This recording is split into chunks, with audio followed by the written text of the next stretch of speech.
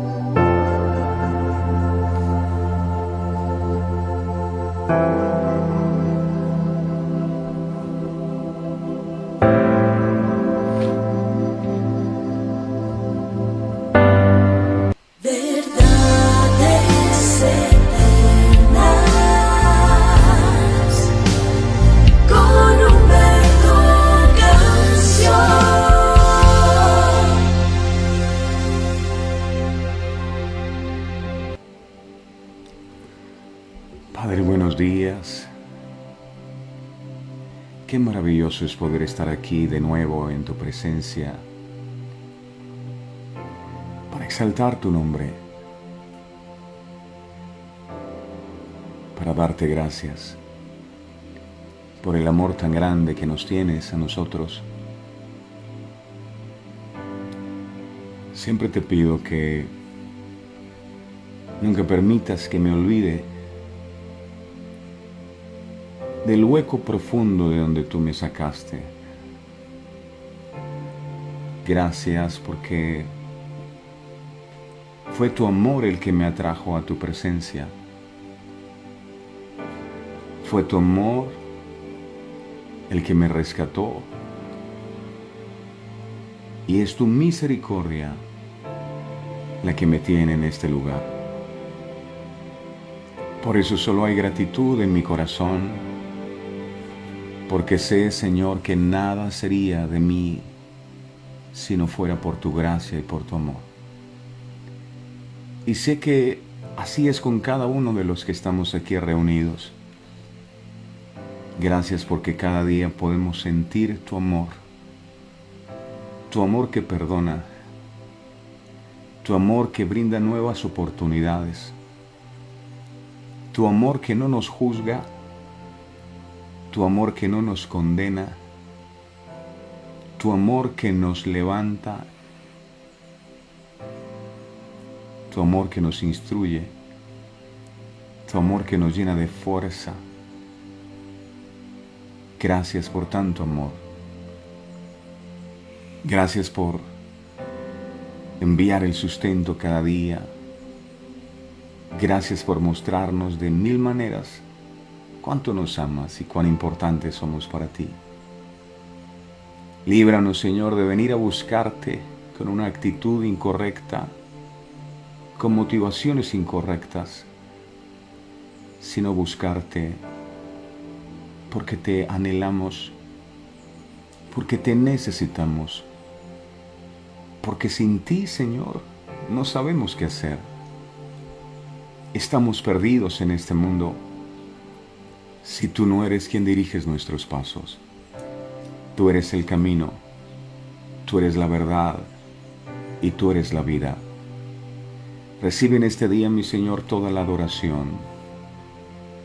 Estamos agradecidos contigo por este espacio que nos regalas cada mañana para ser alimentados por ese pan nuestro de cada día, para ser enseñados por ti, para ser instruidos por ti. Gracias porque cada palabra que traes nos llena de fe, nos llena de fuerzas para seguir adelante, para continuar. Nos levanta en aquellos momentos en los que hemos sentido que ya no podemos más. Y eso lo hace tu amor, te alabamos y te bendecimos. Y te pedimos que si hemos hallado gracia delante de ti, tu presencia se manifieste en este lugar, en nuestras vidas, en nuestros hogares, en nuestras familias. Te pedimos en el nombre de Jesús, por cada persona que se une en oración con nosotros en este día, a buscar tu rostro, que te dejes hallar por cada uno de nosotros, y que esa respuesta que tus hijos han estado pidiéndote en lo secreto, tú la concedas. Bienvenido, Señor. Te damos gracias con todo nuestro corazón. En el nombre poderoso de Jesús.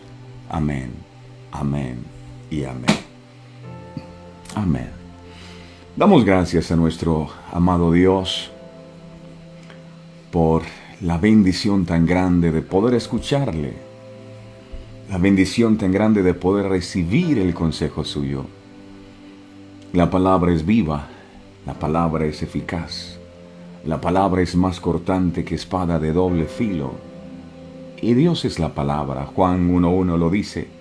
Al principio, cuando nada existía, era el verbo, o era la palabra, y la palabra era con Dios, y la palabra era Dios.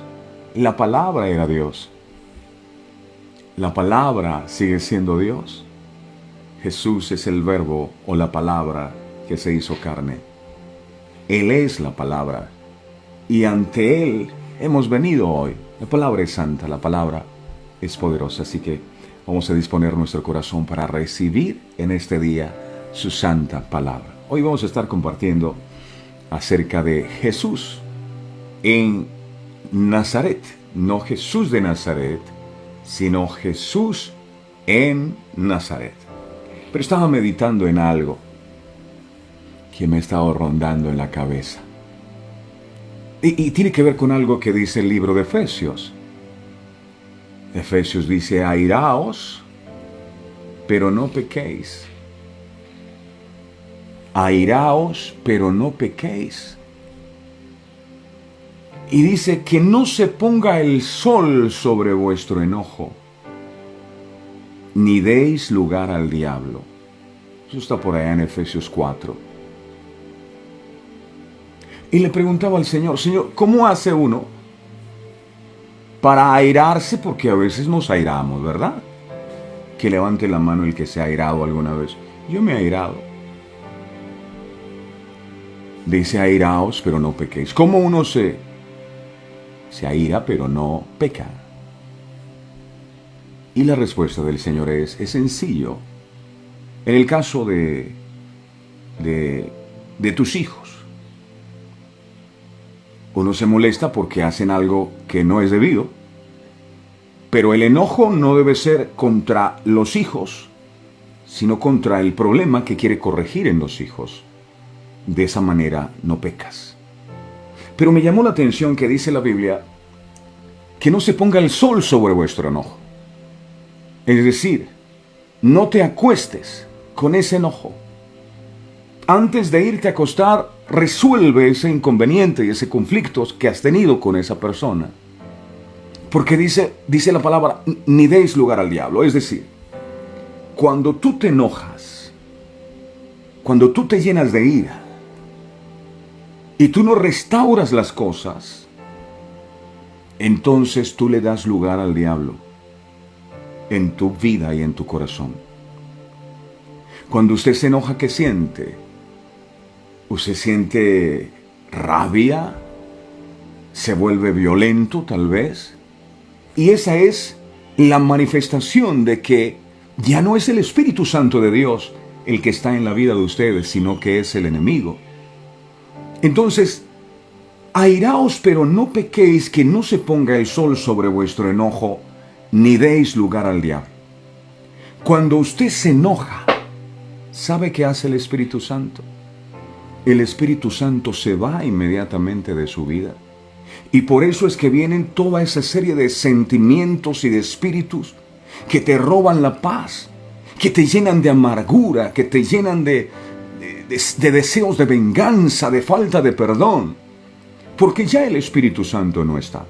Entonces, la invitación que el Señor nos hace a nosotros hoy. Yo no sé si usted se ha enojado alguna vez. Por si algo usted alguna vez se enoja, cuídese, porque cada vez que lo hace, usted le da lugar al diablo. Entonces aquí viene un pensamiento bien bonito. ¿Qué estarías dispuesto a hacer con tal de no darle lugar al diablo y con tal de no sacar corriendo al Espíritu Santo de tu vida? ¿Serías capaz de pasar la ofensa? ¿Serías capaz de perdonar con tal de no darle lugar a ese Señor en tu corazón? Wow, he tomado una determinación y es decir, no. Yo quiero tanto al Espíritu Santo en mi vida que no me voy a enojar por nada para no darle lugar al enemigo en mi vida. Amén. Entonces vamos a cuidarnos. Por eso el Señor dijo, sobre toda cosa que tú guardes, guarda tu corazón, porque de él mana la vida. El enemigo quiere usar personas, a veces hasta muy cercanas a ti, para robarte la vida a través de cosas que te hacen. Yo no sé quién te hizo algo y te tiene enojado. Y siempre piensas en esa persona y quisieras encontrártela para decirle unas 3 verdades, para ungirlo con aceite caliente. Pero eso te hace daño, es a ti. Conserva la presencia del Espíritu Santo. No dejes que se vaya el Espíritu Santo por causa de tu enojo de tu vida. Conserva su presencia. Porque aquí no se trata solamente de decir, Señor, que tu presencia esté conmigo. No, es que la presencia de Dios, cuando tú te enojas, cuando tú reaccionas de manera violenta, inmediatamente se va de tu vida y tú puedes sentir cómo la paz inmediatamente te abandona, porque el Espíritu Santo ya no está. Entonces la próxima vez que te hagan algo, baja la cabeza, porque prefiero que el Espíritu Santo siga estando en mí y no perder yo la compostura. Que no se ponga el sol sobre vuestro enojo, ni deis lugar al diablo. Así que a perdonar todo. Aquí estamos, amado. Al principio era la palabra, Juan 1:1, y la palabra era con Dios, y la palabra era Dios. Estamos frente a tu palabra. Ayúdanos a tener la humildad, la sensibilidad espiritual, para entender que importante no es quien predica, sino lo que se predica.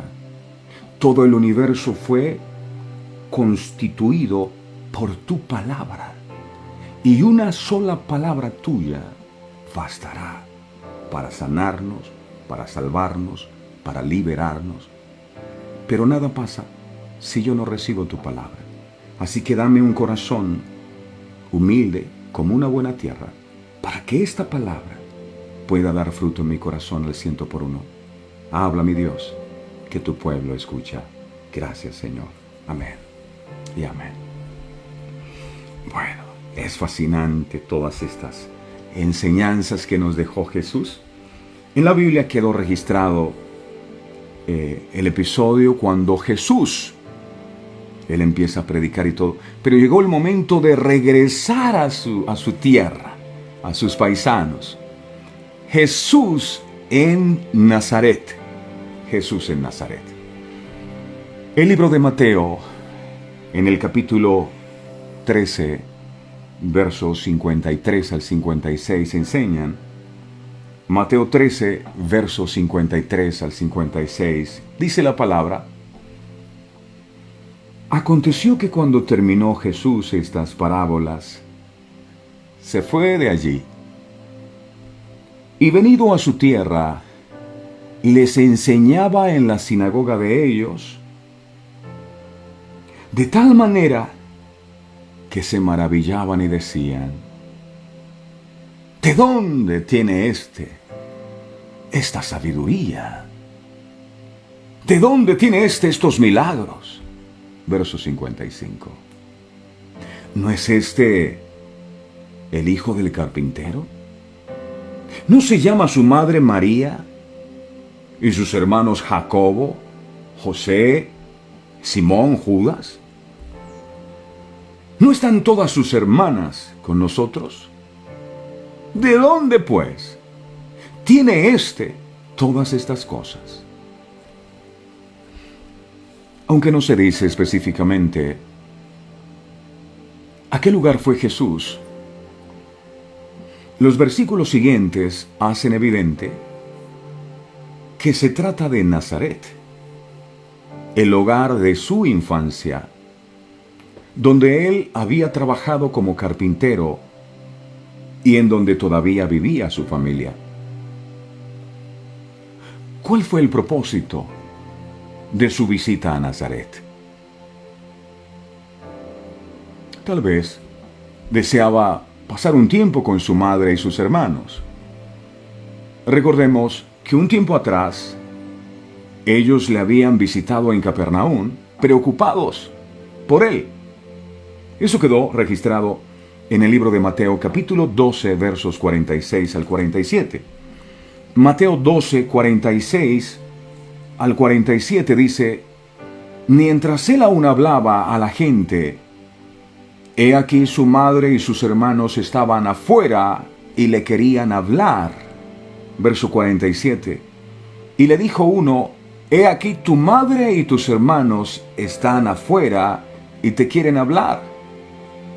Y respondiendo él les decía esto: ¿quién es mi madre y quiénes son mis hermanos? Y extendiendo su mano hacia sus discípulos dijo: he aquí mi madre y mis hermanos. Porque todo aquel que hace la voluntad de mi Padre que está en los cielos, ese es mi hermano y mi hermana. Continué hasta el verso 50. Fueron a buscar a Jesús. O quizá Jesús se fue a Nazaret porque estaba huyendo de la fama, en cuyo caso ya sabía que Nazaret era el sitio ideal, como finalmente veremos. Allí en Nazaret comenzó a enseñar en las sinagogas, y muchos, oyéndole su predicación, se admiraban. Marco nos dice que Jesús iba acompañado de sus discípulos, es decir, Jesús iba como un rabino. Así que cuando él llegó a la sinagoga, le invitaron a compartir la enseñanza de la palabra, y como en ocasiones anteriores, los asistentes quedaron asombrados, sin poder negar la sabiduría de su enseñanza, ni el poder de sus milagros. Marcos en el capítulo 1, vamos a mirar versos 21 y 22. Marcos 1, 21 y 22, dice: y entraron en Capernaum, y los días de reposo, entrando en la sinagoga, enseñaba, y se admiraban de su doctrina, porque les enseñaba como quien tiene autoridad, y no como los escribas. Toda esta manifestación del poder sobrenatural de Dios, a través de la vida de Jesús, debió haber sido motivo suficiente para que todos los oyentes creyeran que verdaderamente Jesús era el Mesías.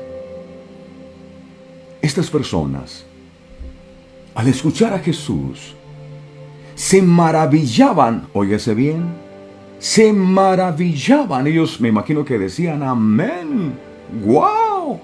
Se maravillaban con sus enseñanzas y con los milagros que hacía, pero no recibían el mensaje. Por eso sus vidas no cambiaban.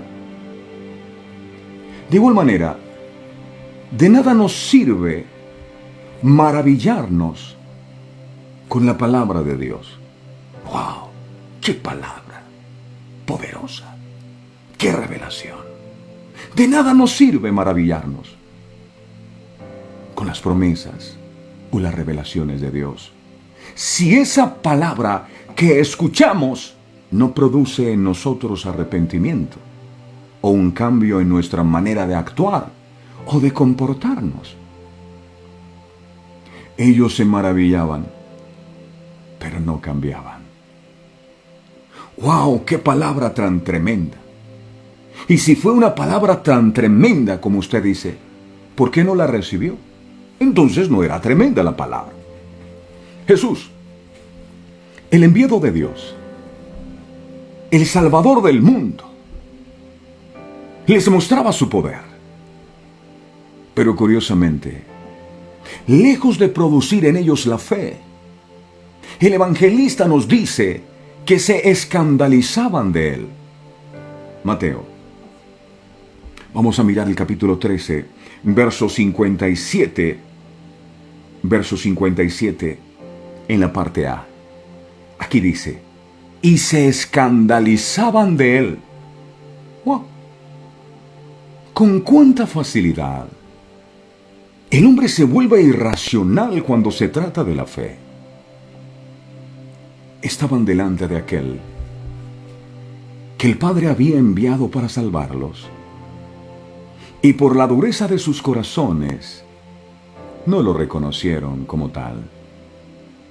Ellos no se daban cuenta por los velos en sus ojos que sus oportunidades se estaban acabando, ya que esta sería la última vez que encontramos a Jesús visitando una sinagoga. Había comenzado en ellas la proclamación del Evangelio. Marcos. Vamos a mirar el capítulo 1. Marcos 1.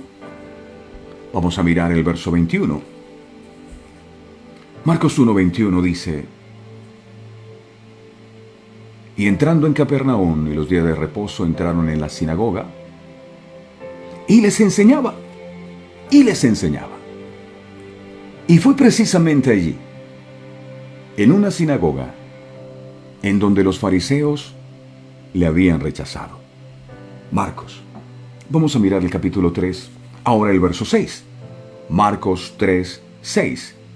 Dice, y salidos los fariseos, ¿salieron de dónde? ¿Salieron de la reunión? ¿Salieron de escuchar la predicación de Jesús? Salieron, dice, y salidos los fariseos, tomaron consejo con los herodianos contra él para destruirle. Para destruirle. Ahora en Nazaret, no fueron los fariseos, sino sus propios paisanos, que terminaron generalizando este rechazo. Decían, ¿de dónde tiene estas cosas? Mateo capítulo 13, verso 54. Dice aquí, y venido a su tierra, les enseñaba en la sinagoga de ellos de tal manera que se maravillaban y decían, ¿de dónde tiene esta sabiduría y estos milagros? La pregunta de los presentes era razonable. ¿Qué sabiduría es esta que le es dada? Y estos milagros que por sus manos son hechos. Sin duda, el Espíritu Santo estaba queriendo guiar sus mentes a descubrir la verdadera naturaleza de Jesús. Esta cuestión acerca de la verdadera identidad de Jesús fue lo que causó tanto revuelo entre la gente de Nazaret, y será también la clave en los próximos relatos. Marcos. Miremos el capítulo 6, versos 14 y 15. Marcos 6, versos 14 y 15. Dice, oyó el rey Herodes la fama de Jesús, porque su nombre se había hecho notorio, y dijo, Juan el Bautista ha resucitado de los muertos, y por eso actúan en él estos poderes. Otros decían es Elías, y otros decían es un profeta, o alguno de los profetas. Y finalmente, será el mismo Jesús quien haga la pregunta. Marcos, miremos el capítulo 8, verso 27 al 29, Marcos 8, 27 al 29. Dice, saliendo Jesús y sus discípulos por las aldeas de Cesarea de Filipo, y en el camino preguntó a sus discípulos diciéndoles, ¿quién dicen los hombres que soy yo? Ellos respondieron, unos Juan el Bautista, otros Elías, y otros alguno de los profetas. Entonces él les dijo, ¿y vosotros quién decís que soy? Respondiendo Pedro dijo, tú eres el Cristo, el Hijo del Dios viviente. Pero volvamos a la pregunta de la gente de Nazaret. ¿De dónde tiene estas cosas? Ninguno de ellos a pesar de no creer en él, se atrevía a negar ni su sabiduría ni su poder. Pero este asunto requería alguna explicación, porque ni su sabiduría ni su poder eran normales. ¿Qué dirían acerca de esto? ¿De dónde procedía? Ellos pensaron que los había tenido que recibir de alguna parte. ¿De dónde tiene estas cosas? Dedujeron rápidamente que no era algo que le había venido por medio de su familia. Ellos le conocían bien. Había sido el carpintero de Nazaret por mucho tiempo. Y su familia seguía viviendo allí, en Nazaret. Eran gente sencilla, como nosotros diríamos, del pueblo de toda la vida. Además, sabían bien que Jesús no había salido de allí a estudiar con los grandes maestros de Jerusalén. Seguramente porque la familia tampoco tenía recursos para ello. Así que descartaron inmediatamente que este fuera la causa por la que Jesús había recibido tanto la sabiduría como el poder que les dejaba asombrados a todos. Otra opción, que parece razonable en vista del carácter de sus milagros y de su enseñanza, sería que Dios estuviera actuando por medio de él. Pero su incredulidad y la dureza de su corazón les llevó a descartar que este pudiera ser el origen sobrenatural del ministerio de Jesús. Así que la única opción que encontraron fue la de atribuir sus obras al poder del diablo. Marcos capítulo 3, verso 22. Mire lo que decía Marcos 3, 22. Acá dice Marcos 3, 22. Pero los escribas que habían venido de Jerusalén decían que tenía a Belcebú y que por el príncipe de los demonios echaba fuera a los demonios. Pero ¿por qué rechazaron tan rápidamente la idea de que Jesús obraba por el poder de Dios? Para ellos debió resultar inaceptable que Dios pudiera estar actuando usando medios tan débiles. Los judíos de Nazaret consideraban a Jesús como un hombre igual a ellos, cuya familia vivía entre ellos. Al fin y al cabo, no era más que el carpintero del pueblo. Piense usted en el carpintero de su pueblo por un instante. Piense. O el mecánico del pueblo. Piense.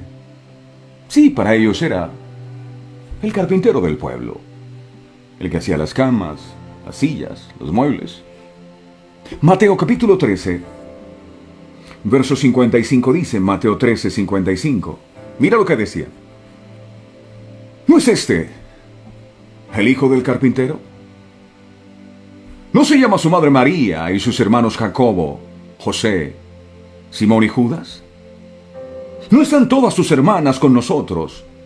¿De dónde pues tiene todas estas cosas? ¿Este no es el señor de la tienda? Este no es el muchacho que creció por aquí, por Coveñas, el locutor. ¿De dónde? Suele ocurrir también a los que predicamos el mensaje. La gente dice, ¿y de dónde sacó esto? Ahora que es pastor. Esa palabra carpintero está siendo usada aquí como una palabra despectiva. Este no es el carpintero.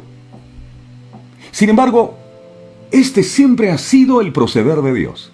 Primera de Corintios, capítulo 1, verso 27 al 28. Primera de Corintios, capítulo 1, verso 27 al 28. Dice, sino que lo necio del mundo escogió Dios para avergonzar a los sabios, y lo débil del mundo escogió Dios para avergonzar a lo fuerte. Y lo vil del mundo, y lo menospreciado del mundo escogió Dios, y lo que no es, para deshacer lo que es.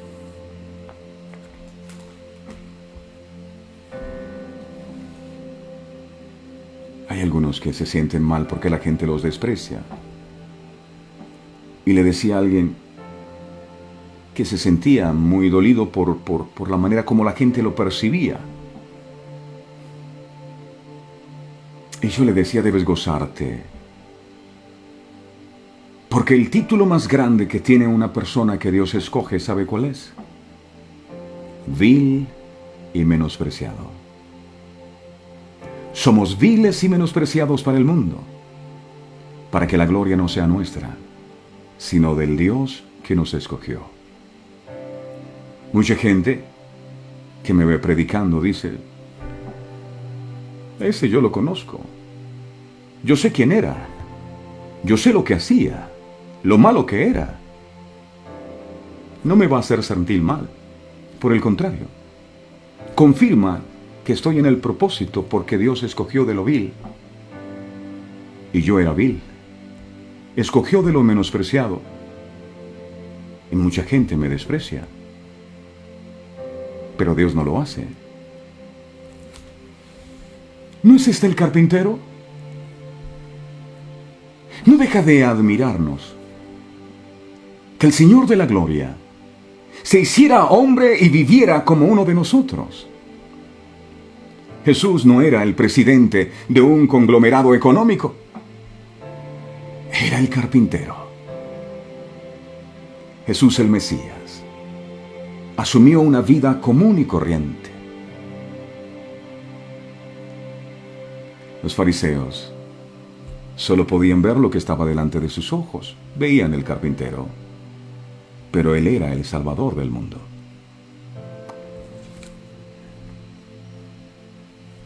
Dios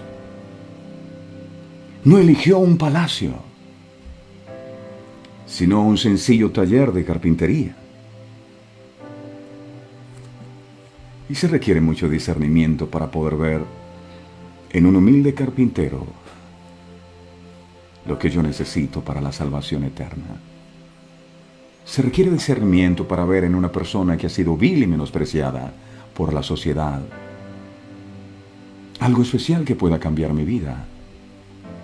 Es increíble que el mismo que hizo el cielo y la tierra, con todo lo que en ellos hay, el unigénito Hijo de Dios, tomara forma de siervo y comiera el pan con el sudor de su frente, trabajando como un obrero más.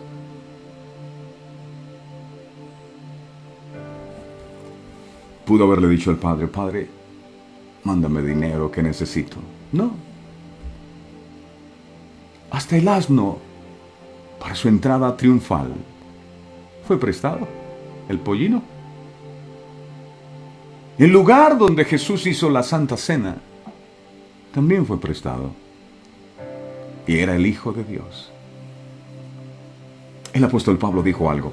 Dijo, en 2 de Corintios capítulo 8, verso 9, porque a veces nosotros, es que yo no tengo.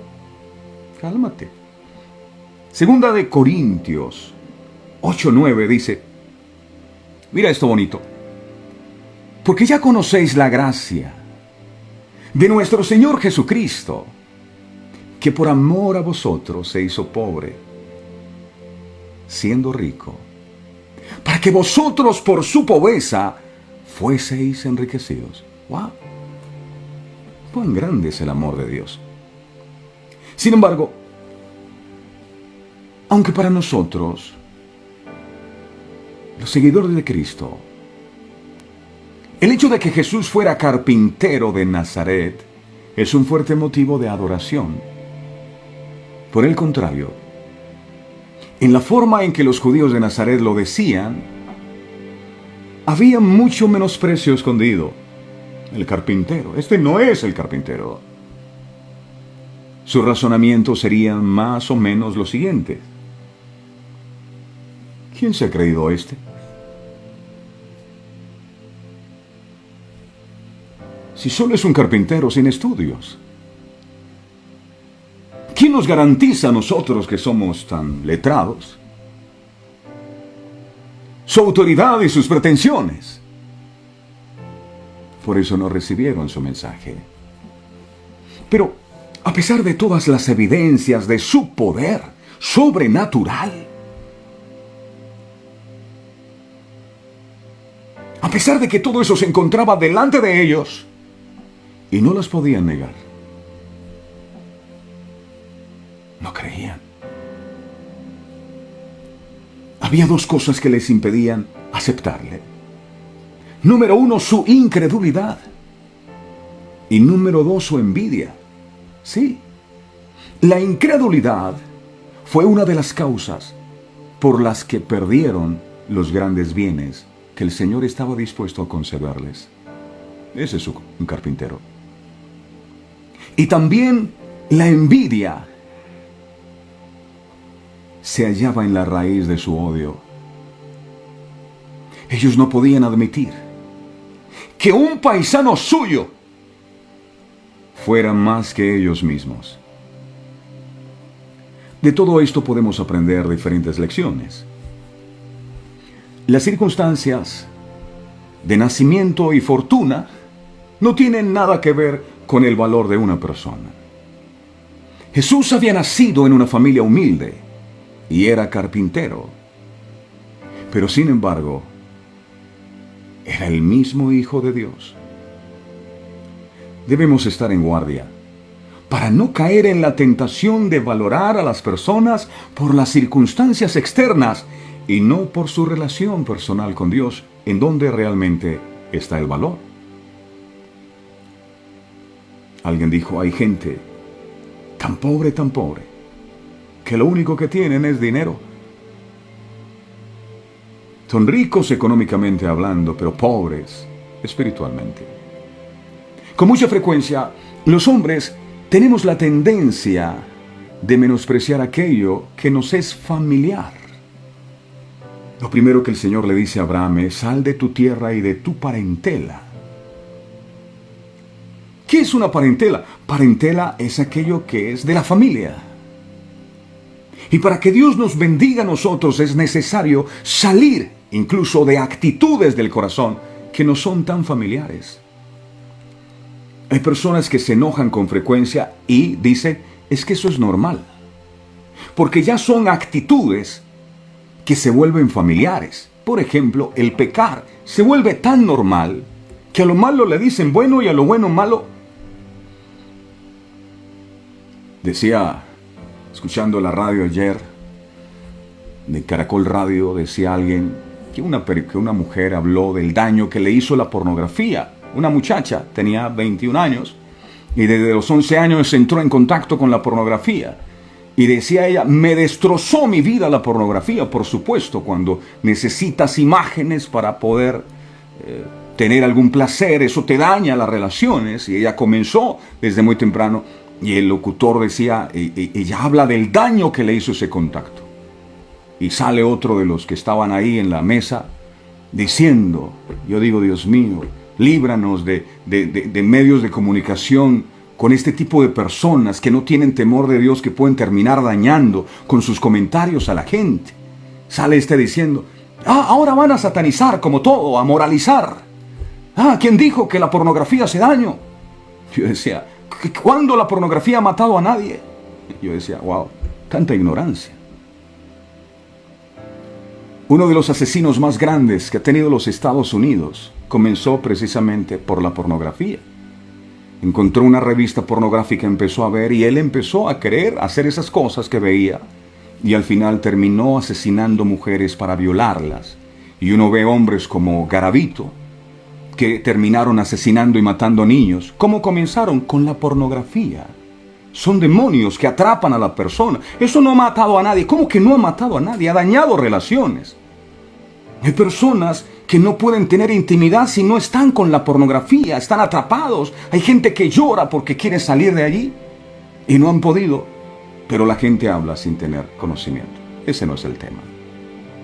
Después de hecho este paréntesis, volvemos a nuestro tema. Los hombres de Nazaret despreciaron a Jesús porque lo conocían. Era familiar para ellos, era el vecino, el que les hacía los muebles.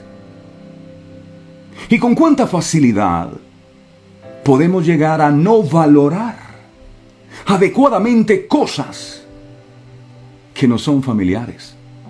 Como por ejemplo la Biblia es tan familiar que hasta le compramos una trila El Mozo y allá la tenemos, abierta. Es tan familiar, pero nunca la leemos. Nunca la estudiamos. Es tan familiar la iglesia que no hay un domingo que no me pierda. Son tan familiares los cultos, nuestros pastores, etc.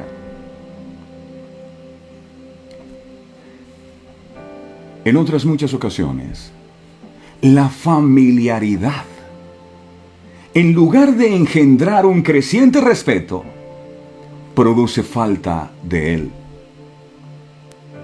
Parece como si el estar demasiado cerca de ciertas personas nos impide ver su grandeza. Y pasaba con Jesús. Este es el carpintero. Por eso no le creían. Era familiar para ellos. Yo no sé los que han tenido la oportunidad de predicar el mensaje. Es curioso, pero la gente de tu propia familia no te escucha. Los que nacieron contigo y vivieron bajo el mismo techo menosprecian tu mensaje. Porque para ti, para ellos, tú eres familiar. En cambio, otros que no son tu familia, sí valoran el mensaje y lo reciben. No, ese yo lo conozco. ¿Yo qué voy a escuchar eso? Cuídate de la tanta familiaridad, porque eso te puede llevar a despreciar ese mensaje. Con cuánta facilidad nos acostumbramos a recibir bendiciones de la gracia de Dios y llegamos a dejar de valorarlas porque nos acostumbramos a ellas. De allí el sabio proverbio popular que dice: nadie sabe lo que tiene o lo que tiene hasta que lo pierde. Es verdad. Nazaret fue el pueblo más privilegiado del mundo, pues allí había pasado gran parte de su vida el Hijo de Dios. Sin embargo, se acostumbraron tanto a su presencia que no llegaron a valorarlo e incluso lo despreciaron hasta el punto de querer acabar con él. Un consejo de amigos: no deje que estas enseñanzas y estas predicaciones todos los días se le convierta en paisaje y en algo familiar. Cuídese mucho. Lucas 4:29 dice la palabra. Lucas 4:29. Señor Humberto, ¿qué le voy a creer si yo lo conozco? Ese que lo ves ahí es bien malo. Nadie ha dicho que no, pero yo he cambiado. Y Dios puede perdonarte. Y Dios te puede cambiar. Entonces, si se enoja porque yo cambié, enójese con Dios. Pero eso no es excusa para no recibir su palabra. Lucas 4:29. Lucas 4:29 dice la palabra. Y levantándose le echaron fuera de la ciudad a Jesús, que los fue a salvar. Ese es el carpintero, se la va a venir a dar ahora de santo, de que es el enviado de Dios. Ahora se la dio de pastor. ¿De dónde? Ese no es el carpintero. Y levantándose le echaron fuera de la ciudad, y le llevaron hasta la cumbre del monte sobre el cual estaba edificada la ciudad de ellos, para despeñarle, para matarlo, al que vino a salvarnos. Se referían a él como el hijo de María.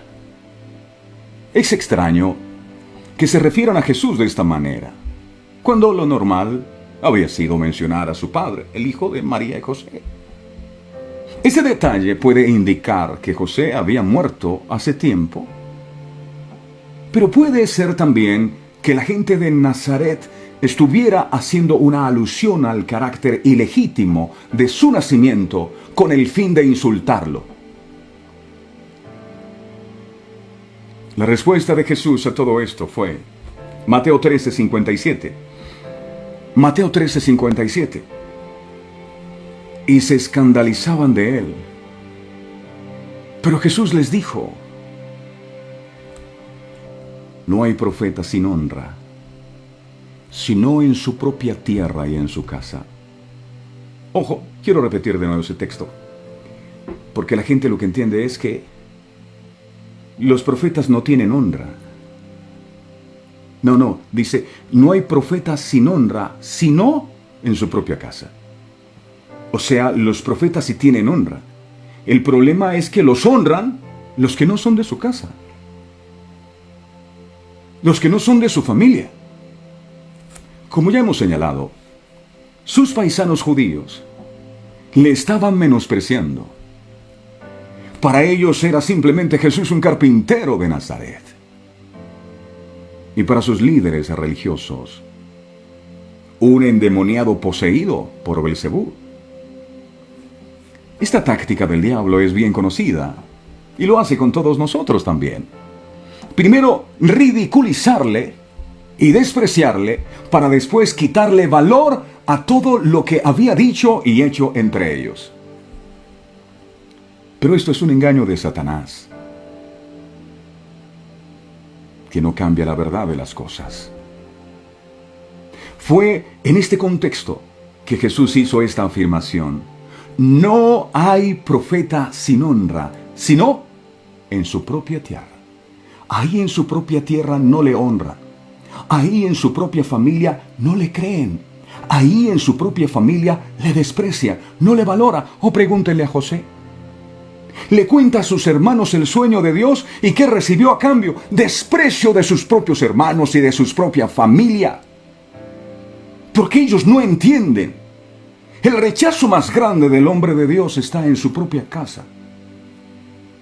Sus propios hermanos, sus propios padres lo desprecian. Si no es en su propia tierra y en sus propios parientes. Veamos algunas implicaciones de lo que dijo Jesús. Notemos que él hace una clara vindicación de que él es profeta. No hay profeta, uno que habla de parte de Dios, aunque por supuesto Jesús era mucho más que eso. También advierte a todo aquel que quiera ser un fiel testigo suyo, que los peores críticos los encontrará entre los suyos, en el ámbito de su familia y de aquellos con los que ha crecido juntamente. Hay gente que empieza a ser parte de un ministerio y se vuelven como tan familiares que al final terminan no dándole credibilidad a la persona que les predica y menosprecian el mensaje. Sin embargo, aunque Jesús conocía bien la actitud de su familia y de la gente de Nazaret, a pesar de todo, él regresó allí para volverles a llevar el mensaje de vida. Aunque él sabía el bajo concepto en que le tenían, él lo sabía todo. Y sin embargo volvió. ¡Cuánta paciencia! ¡Y cuánto amor! ¡Qué ejemplo para todos nosotros! A pesar de que no nos quieran, habrá alguien que sí reciba el mensaje. Pero eso no es un argumento para dejar de llevar las buenas nuevas de salvación. Que nada te detenga. Yo no sé si estoy hablando con alguien aquí que ha sido víctima de ese rechazo por parte de su propia familia, porque ahora tiene a Dios en el corazón y comparte de Dios. No pierdas la fe, no te desanimes, que el amor te lleve a seguir adelante perseverando. Quiero terminar con esto. Siempre habrá gente cercana que no puede tolerar. Siempre habrá gente cercana que no puede tolerar que Dios del pozo profundo te haya podido levantar. Hay gente que es así. Entonces no te sientas mal por eso.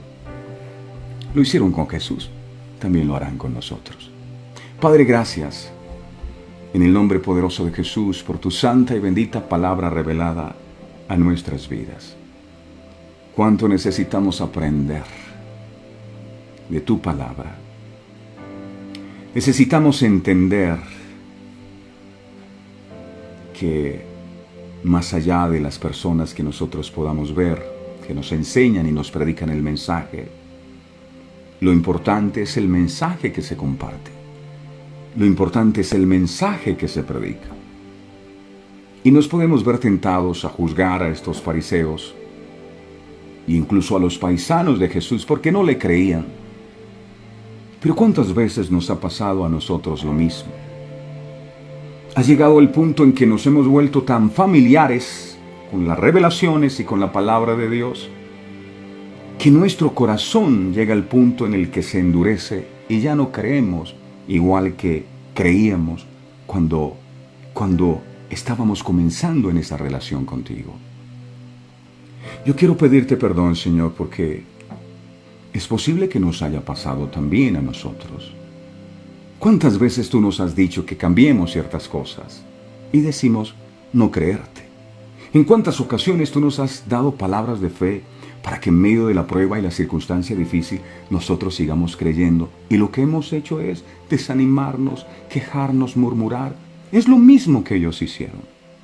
Por eso yo te pido, mi Señor, con todo el corazón, que nos perdones si no hemos visto en ti más que un profeta más y no al Salvador del mundo. Los paisanos tuyos, porque te vieron trabajar como carpintero, no podían creer que el Espíritu Santo estaba contigo, que tú venías a traer esa tabla de salvación para que pudieran encontrar ese camino de retorno al Padre por la dureza de sus corazones. No somos quien para juzgar a nadie, pero hoy te pedimos en el nombre de Jesús que si nuestros corazones se han endurecido religiosamente por la cercanía y la familiaridad con las personas que nos comparten el mensaje, con la palabra y demás, hoy te pedimos, Señor, que nos des un corazón humilde de nuevo, un corazón sensible para poder entender que no es quien predica la palabra, sino tu palabra lo más importante, y que siempre podamos creer que tú eres el camino, que tú eres la verdad, y que tú eres la vida y que nadie va al Padre sino a través de ti. Gracias por tu santa y bendita palabra revelada a nuestros corazones. Ayúdanos a atesorarla, a que tú puedas seguir siendo en nosotros el centro de nuestra vida, a que tú puedas seguir teniendo la honra, el honor, el respeto que solamente tú te mereces. Y la manera en que nosotros evidenciamos que te respetamos y que te honramos es cuando te obedecemos. De nada sirve que yo diga que te amo y que te honro si no hago tu voluntad. Ayúdanos a ser esos adoradores que te adoran en espíritu y en verdad, no solo de palabras, sino a través de tus acciones. Ayúdanos, que se vea reflejado en nuestro comportamiento que lo que nos has predicado lo hemos creído. Gracias, Señor, en el nombre del Padre, del Hijo y del Espíritu Santo. Amén, amén y amén. Gracias damos a Dios por esta palabra de tanta bendición para nosotros. Porque a veces, repito, puede pasarnos a nosotros. Decimos, esos fariseos, ¿cómo no creyeron? Los paisanos de Jesús, ¿cómo no le creyeron? Pero a veces nos pasa que Dios nos habla y terminamos el programa y seguimos sin creer. Y uno dice, ¿qué es lo que está ocurriendo? Dejaste que la palabra se volviera demasiado familiar para ti. Eso ya yo lo conozco. Y perdiste la humildad. Nunca lo olvides. Gracias. A todos ustedes, mil gracias. Como siempre, por su tiempo, por su atención. No olvide que les amamos muchísimo y que disfrutamos también de poder compartir con ustedes cada mañana estas verdades eternas. Ayúdenos a compartir. El mundo necesita saber que este programa existe. Sus amigos y familiares necesitan saber. Entonces comparta con ellos esta transmisión. Compártales nuestro canal de YouTube que se llama Verdades Eternas con Humberto Cancio. Suscríbase allí para que esté atento a cuando volvamos a compartir un nuevo contenido. A todos ustedes de todo corazón, mil gracias. Deseo que la bendición de Dios nunca falte sobre sus vidas. Dios les bendiga. No olviden, siempre habrá gente cercana que no puede tolerar que Dios del pozo profundo te haya podido levantar. Bendiciones. Este programa fue presentado con el patrocinio de Verdades Eternas, diseños exclusivos.